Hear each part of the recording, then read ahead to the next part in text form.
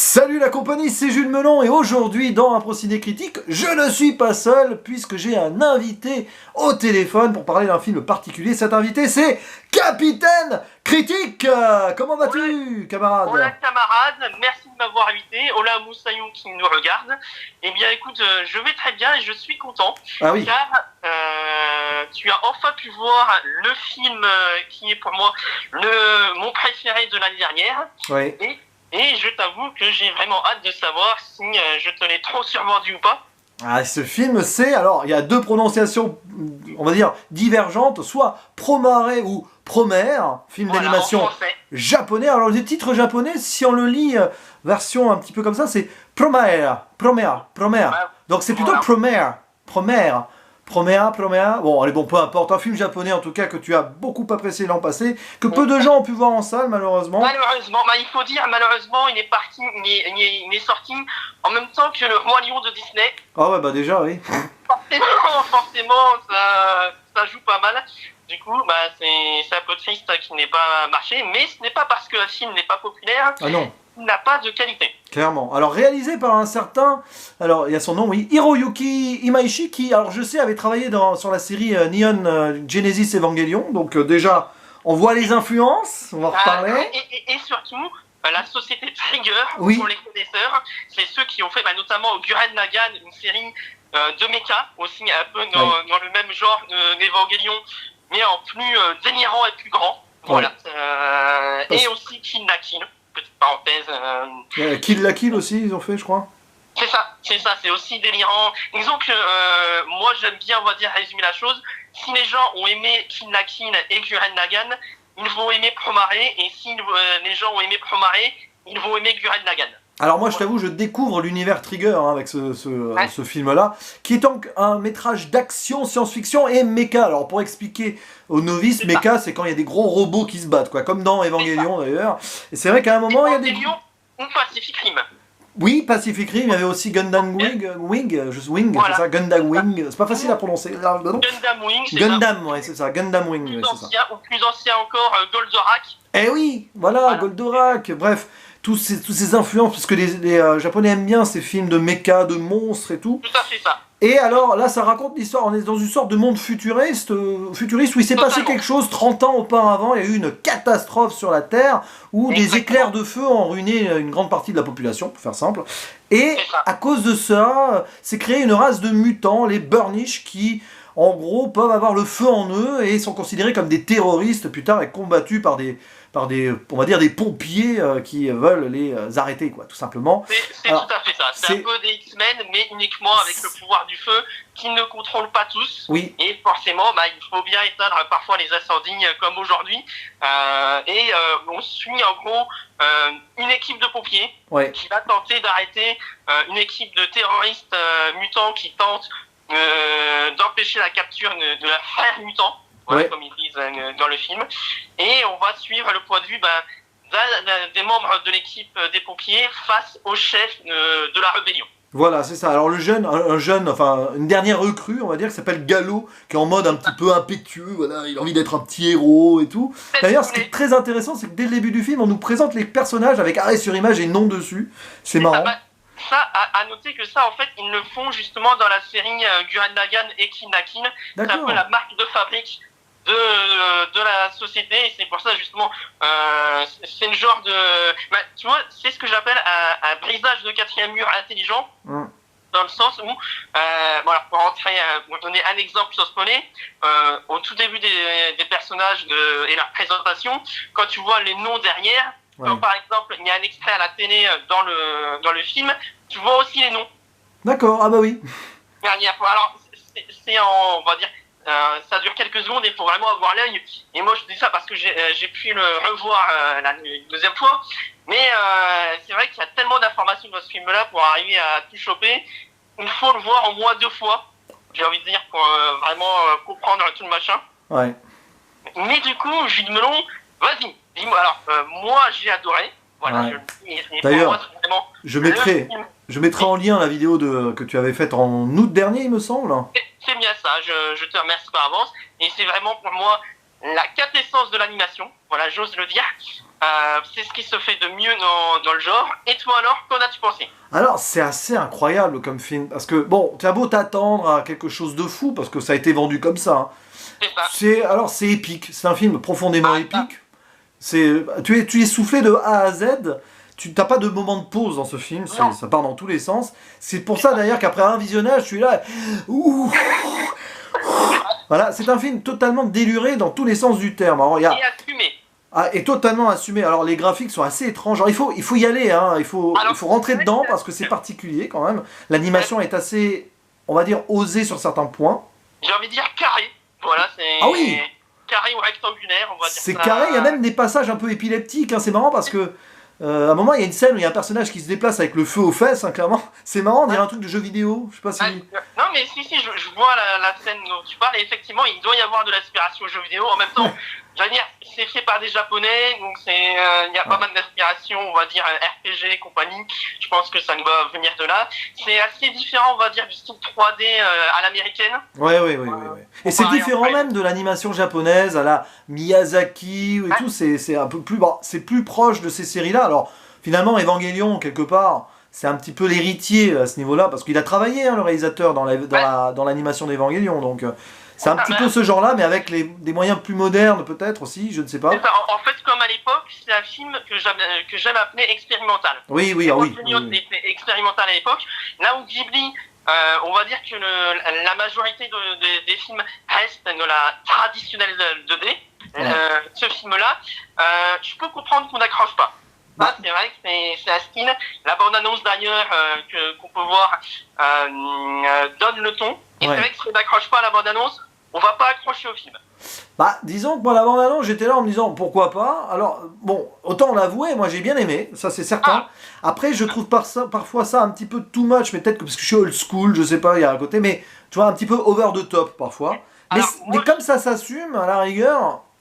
Pourquoi pas? Je t'avoue que c'est ça justement que j'ai aimé, le côté on y va à fond. Ah oui. Ça peut pas plaire, ça je reconnais. Et justement, le délire, en fait, alors en soi, en fait, le film propose des thématiques, on va dire, assez classiques. Dans le sens, le respect de la différence, il faut accepter les cultures des autres. T'as parlé des X-Men, c'est ça, quoi. C'est clairement l'histoire des X-Men transposée ici, hein. C'est ça, c'est les X-Men avec un peu de gags par-ci, par-là. Et d'ailleurs, moi, il y a une scène que j'aime beaucoup et on sent que le film se moque même de lui-même. Alors, sans rentrer dans les détails, vers la fin, tu as un personnage qui donne une explication de comment, du pourquoi à un autre personnage, et tu le vois même celui-là, à un moment, limite, il s'endort tellement il y a trop d'explications. Mais c'est trop drôle parce que tu parles de ça, il y a une autre petite parodie du genre, c'est qu'à un moment, il y a un twist, on va pas expliquer encore, ou etc. Voilà. Et alors ce twist, clairement, porte le nom de Deus Ex Machina. Alors, un des meilleurs Deus Ex Machina que j'ai vu de ma vie à titre personnel. Puisqu'il est nommé en tant que tel. C'est ça, c'est totalement... Tu vois, en fait, c'est ça que j'aime dans ce film-là, c'est que c'est stupide, mais c'est tellement stupide que ça en devient génial. C'est vrai que ça s'assume. Il y a d'ailleurs des petits moments drôles. Faut dire que Gallo, c'est un personnage un peu drôle, hein, quand même. C'est ça, c'est le héros tête brûlée classique, voilà, qui fonce dans le tas, mais qui a une bonne bouille et qui veut quand même bien faire. Mais malgré tout, les méchants ne sont pas si méchants que ça. Alors, c'est là, ça fait partie de ces films, justement, c'est assez classique quelque part, où le méchant que l'on croit être méchant au début ne l'est pas vraiment plus que ça, et que peut-être certains gentils qu'on croit être gentils sont en fait beaucoup plus méchants qu'on ne le croirait. C'est ça, même s'il y a quand même un personnage, je pense à lui, notamment, c'est le méchant, on va dire, de base, qui aime être méchant, et ça fait du bien, on va dire, quand il évacue. Mais s'il y a d'autres méchants plus complexes, c'est quand même plus intéressant, mais il faut quand même, on va dire, ce genre de méchant-là pour qu'on ait la satisfaction enfin de le voir vaincre, sans spoiler, bien sûr. Ouais. Et c'est vrai que c'est ce que tu dis, c'est qu'il y a beaucoup de stéréotypes, que ce soit dans le scénario et les personnages, mais j'ai l'impression que ça s'assume, donc ça marche. Mais en même temps, il y a un récit intelligent sur ce qui se passe, il y a une évolution des personnages qui est bien menée. Quand en fait il y a des moments tristes malgré tout, ils assument, ils ne prennent pas le temps de faire des blagues. Quand il y a des morts par moment, on ne rigole pas dessus. Et justement c'est ça qui fait que on arrive à avoir de l'enjeu, parce que quand les personnages qui, on va dire, sont rigolos ne font pas de blagues sur le moment sérieux, ça marche mieux que s'ils faisaient des blagues. Puis comme tu l'as dit, il y a des trucs sur la tolérance aussi quand même. Bon, c'est vrai que c'est difficile parce que on a un groupe de personnages, donc ces mutants qui s'appellent les Burnish, qui sont pas acceptés de la société, mais en même temps, on le voit dès le début, c'est pas de leur faute.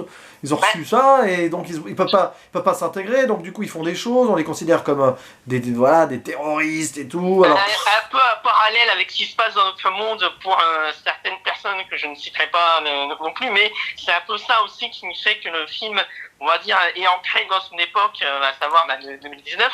Et je pense qu'ils en jouent justement comme le fait de montrer que, effectivement, dans cette minorité qui n'a pas choisi d'être comme ça, il y a des terroristes, mais il y a aussi des gens comme n'importe qui, comme un type qui peut se servir de son pouvoir juste pour allumer un feu pour faire des pizzas, c'est ça. Et qui ne demande rien à personne, mais qui est quand même arrêté parce que c'est un Burnish, il n'est pas comme les autres, il peut potentiellement être un terroriste, donc on l'arrête.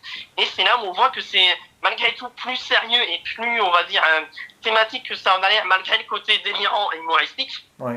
Il suffit qu'on remplace le mot Burnish par un autre nom, et oui, effectivement, on peut se dire que c'est pas si irréaliste que ça au final. Clairement, oui. Franchement, c'est très X-Men, hein, là-dessus. Les deux premiers X-Men, en film, par exemple, c'est un peu ça. Mais d'ailleurs, on ressent les références comics aussi dans ce métrage. Hein. Je pense qu'il y a des influences DC et Marvel qui traînent aussi. Manga japonais, évidemment, clairement, ça baigne là-dedans. Le mélange. Voilà. Le mélange de ça, c'est quand les X-Men rencontrent Evangelion. Oui, c'est ça. Voilà, au final, c'est ça, parce que au-delà de la thématique, il y a aussi la mise en scène, comme on dit, et surtout la mise à l'échelle des personnages. Ah oui, là oui, ça marche bien, hein. Ça pour le coup. Que j'ai bien aimé, où justement le placement de la caméra, la rapidité de la caméra en fonction des personnages, le fait que la caméra tourne autour des personnages lorsque ces derniers se regardent. Je vais presque dire un gomo, un peu comme dans certains westerns par moment. Oui, il y a des influences. Tu vois, la présentation des personnages avec des noms, etc. arrêt sur image, c'est le bon, la brute et le truand, par exemple. Voilà, c'est ça. C'est tout à fait ça. Encore plus délirant, pour le coup. Ah oui. Mais c'est ce que j'aime aussi dans ce film, c'est que même si on ne veut pas se prendre la tête, le film est quand même plaisant à regarder parce qu'il n'est pas avare en action. Oui. Il y a quand même de l'humour par-ci par-là. Et on ressent les coups aussi lorsque les personnages se frappent ou se tirent dessus. Et il y a quand même une espèce de cohérence avec l'univers qui fait qu'on y croit. En tout cas, moi, j'y ai cru, en tout cas. Alors, c'est marrant parce que oui, tu parles de la cinématique, c'est vrai que niveau action, niveau vitesse et tout, ça fait... Ouais, c'est bien fait. Tu vois, ça m'a... Alors, moi, je suis très peu connaisseur dans ce genre-là. Hein. Oui. Mais bon, ça m'a rappelé un peu Dragon Ball dans les combats. C'est totalement ça. Après, moi, c'est vrai que comme je suis, on va dire, un fan de Dragon Ball, là, je l'assume totalement. C'est en partie ce que j'ai aimé là-dedans, justement, lorsque tu ressens les coups et que lorsque tu vois qu'une personne peut détruire une montagne juste en tirant avec son arme, tu vois la menace. Oui, c'est vrai. Et justement, quand tu vois les dégâts causés par les méchants et que les gentils prennent au sérieux justement les dégâts, tu te dis... Oui, ok, faut peut-être... finalement, c'est pas que pour rigoler, on croit aux enjeux, on croit aux thématiques, et on a envie que les héros gagnent parce que... je vais pas dire les méchants sont très méchants parce qu'il y a quand même plus de complexité que ça, mais malgré tout, à la fin du film, on est content que les héros aient leur thématique de tolérance et de respect de la différence ou gagner, et du coup... les gens peuvent indirectement penser à ce qu'ils font dans la vie de tous les jours avec d'autres communautés, par exemple. Et c'est très amusant parce qu'il y a aussi il y a une connotation écolo dans ce film parce que on voit il y a un truc autour de l'énergie nucléaire, c'est très indirect plus ou moins, et comme on sait que le Japon a été marqué, on va dire, par cette seconde guerre mondiale et tout, on en parlait dans le live, le fameux live film d'animation japonais, tiens c'est marrant qu'on fasse ça juste après.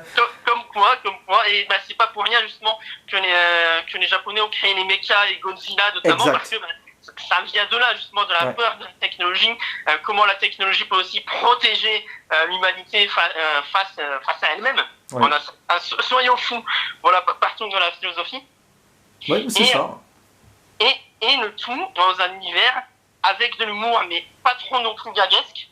Justement, un humour qui ne jure pas, on va dire, que sur l'apparence des personnages. Tu n'auras pas une blague de « Oh, c'est rigolo parce qu'il est gros ». Oui, non. Voilà, c'est surtout un humour de situation et de comment les personnages réagissent à la situation absurde qu'ils ont. Oui. Et c'est ça, à titre personnel, que j'ai vraiment aimé dans ce film-là. Mais par contre, effectivement, comme tu l'as dit au début, c'est le genre de film, limite, faut prendre une grande aspiration avant de voir le film parce que il s'arrête quasiment pas. T'es en apnée pendant presque 2 heures, c'est clair. Et puis en plus, c'est renforcé par la musique, hein, parce que on n'en a pas parlé, mais la musique composée par Hiroyuki Sawano, qui est quand même un grand compositeur d'animé aussi. Alors c'est fou parce que alors il y a des super compos. Bah, le titre principal est génial. Par contre, le petit souci entre guillemets, c'est qu'il y en a tout le temps. Ah oui, ça c'est sûr. Il y en a après ça je reconnais. On peut ne pas accrocher à ce style-là. Moi, ce que j'ai bien aimé, c'est que même s'il y en a tout le temps, de temps en temps, ils réutilisent certains thèmes. Oui, bien sûr. On arrive plus facilement à les avoir dans la tête, mais effectivement, justement, la musique va avec l'ambiance délirante du film. Oui. Où, dès les 5 premières minutes, dès les 10 premières minutes, il te montre la couleur du film en te disant, voilà. C'est comme ça que ça va se passer. Si tu veux pas, tu peux encore arrêter maintenant. On n'est pas encore rentré dans le sérieux. Mais si tu continues, on va y aller encore plus. Ouais, c'est de la surenchère assumée, c'est clairement ça. Et est-ce que tu veux qu'on fasse une partie spoiler ou pas? Alors oui, justement, ça pourrait être intéressant. Je serais curieux d'avoir ton avis sur certains aspects du film. Donc je suis chaud pour une partie spoiler. Alors attention, j'ouvre la zone spoiler avec mes mains et tout. Alors. Je le fais aussi avec mon téléphone. Voilà. Incroyable. Et du coup, alors, il se passe plein de choses, puisqu'on parlait du Deus Ex Machina, mais ça, c'est qu'une petite composante. C'est le changement l'évolution des personnages. Parce qu'au début, on a Gallo, donc, et son équipe, contre les méchants, alors, les pseudo-terroristes qui ne sont pas en fait des terroristes, les Mad Burnish, avec leur leader qui s'appelle Lio Fotia, qui est en fait, clairement, pas. Voilà. Et je pense que c'est... Alors, je sais pas si c'est voulu, si c'est moi qui extrapole, mais, petite parenthèse, justement, le lion, c'est le roi des animaux, et comme par hasard, c'est le roi des terroristes, entre guillemets, et ils l'ont appelé Lio aussi. Bah oui, alors ce monsieur, d'ailleurs, moi je l'ai vu en VF, voilà, et qui est doublé par Donald Renew, c'est quand même pas n'importe qui, celui qui faisait Shinji dans Evangelion, donc on est... C'est pour ça que la voix en VF me disait quelque chose. Moi, j'ai vu les deux, j'ai vu la VO et la VF. La VF est tout à fait correcte. Ah oui, franchement, elle est bien. Alors, on sent qu'il y a eu une bonne direction artistique de la VF. En même temps, quand t'as Donald Renew dans le coin, normalement, ça passe. Hein. Et je pense qu'aussi dans le lot, il y a d'autres personnages qui sont doublés par d'autres personnes connues. Justement, la voix de Gallo, c'est Cédric Dumont. Voilà. Et qui a joué, qui a doublé... Quelle autre personne? Il fait Paul Rudd en version française. Simon Pegg, oui, mais après, j'ai pas ces films d'animation. Il a fait plein d'animations, plein de choses, donc c'est un gars qu'on a dû entendre 1000 fois partout. Quoi. Oui, dans le sang, parce que il y a vraiment. Il a été dans. On parlait de Gundam tout à l'heure. Il a joué. Il a fait des voix françaises en Gundam, donc. Ah d'accord, c'est pas pour rien alors que la voix me disait quelque chose, parce que justement j'ai eu l'occasion de regarder Gundam à l'époque sur M6 quand ça passait. Bon, ça remonte à 15 ans maintenant, mais c'est pas possible que ça vienne de là alors à ce niveau-là. Et donc les faux ennemis qui au début vont devenir bien sûr amis, ou plutôt associés d'abord et amis contre le grand méchant qui s'avère être le mentor de Gallo, celui qui l'aurait sauvé, mais en fait qui s'avère être le grand méchant, l'administrateur avide de pouvoir. Et encore un grand méchant qui essaie quand même à sa manière de faire le bien. Oui, mais alors justement, ça c'est intéressant. J'aime ce genre de méchant. D'ailleurs, il faudra avoir un débat là-dessus. On en a parlé avec Landy Manchet du ciné là-dessus. C'est très intéressant. Ce méchant qui est persuadé de bien faire les choses, mais qui est aveuglé par son pouvoir, par son complexe de Dieu, parce que c'est ça, il va être le Messie, et du coup, qui fait n'importe quoi. Il est prêt à sacrifier, en gros, pour faire simple, tous les mutants, tous les Burnish, pour utiliser leur énergie afin de calmer le problème de noyau de magma et d'envoyer en gros la population sur une autre planète avec la population. Même pas toute la population, seulement 10 000 personnes, parce que ils ne pouvaient pas tout simplement sauver tout le monde. Alors, je vais aussi, pareil, tenter un parallèle audacieux, un petit peu le magnéto de cet univers. Ah bah oui, c'est ça. Le magnéto, on se croirait un peu dans Matrix aussi, avec une sorte de conscience intelligente d'ordinateur à un moment. T'as plein de choses, c'est vrai que c'est un petit mélange là-dessus. Et alors, ce méchant, en fait, c'est terrible parce qu'il est censé... en fait... Il renvoie à ce qu'on pourrait avoir, imagine, dans la réalité, dans 100 ans, j'en sais rien, la Terre est menacée comme ça, on a une technologie, il y aura un grand leader mondial qui décidera de qui devra survivre ou pas, hein, c'est clairement ça. Et c'est là la force de ce genre de film, c'est que finalement, certes, on a des idées de bien et de mal, mais la réalité est plus complexe qu'il n'y paraît, et c'est avec ce genre de méchants-là, justement, qu'on peut se poser des questions, on va dire, moralement ambiguës. C'est bien de temps en temps d'avoir quand même, on va dire, les méchants assumés, caricaturés, comme notamment Vulcain. Il me semble que c'est comme ça qu'il s'appelle, le lieutenant. Lui, je l'aime bien dans le sens où c'est un méchant assumé. Il aime faire, entre guillemets, le mal, même si c'est un policier. Et le fait que ce méchant-là soit vaincu... Alors, c'est le genre de méchant qui doit être, on va dire, à mes yeux, pas le méchant principal, mais un homme de main. C'est ça, c'est un peu ça, c'est un petit peu film de mafia à ce niveau-là. T'as le grand méchant avec les hommes de main derrière. C'est ça, où les hommes de main prennent du plaisir à faire le mal. Et justement, quand il est vaincu, on est en mode ouf, ça y est, il a vaincu. Là où le méchant, on va dire, principal, on peut se poser des questions sur lui. Mais si le méchant principal aimait juste être méchant pour être méchant, ça serait un peu moins intéressant à ce niveau-là. Oui. Et c'est pas pour rien justement que j'allais dire, le méchant principal, justement tu en parlais tout à l'heure, qui a travaillé avec le fameux Deus Ex Machina. C'est ça, une sorte d'ordinateur, c'est très étrange, hein, c'est une sorte de conscience, c'est quelqu'un qui est mort, qui a transféré sa conscience. Un peu à la Captain America 2 avec Hydra, en un sens, c'est un peu... c'est là où je parlais d'influence Marvel tout à l'heure, hein, ça m'a rappelé.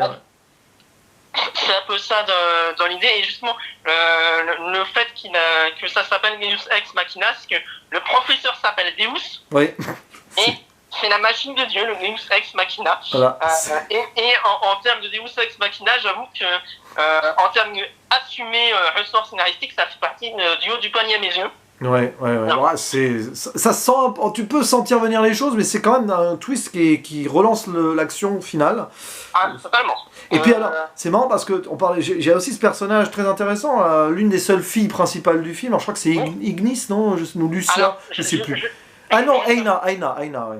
Voilà, je t'avoue que les noms des personnages, déjà de base, je me souviens pas beaucoup. Il y a la scientifique à lunettes. Bon, voilà. Oui, justement, Aina, dont la sœur, il y a un dilemme familial, voilà, qui est la sœur qui est du mauvais côté, alors voilà, c'est très...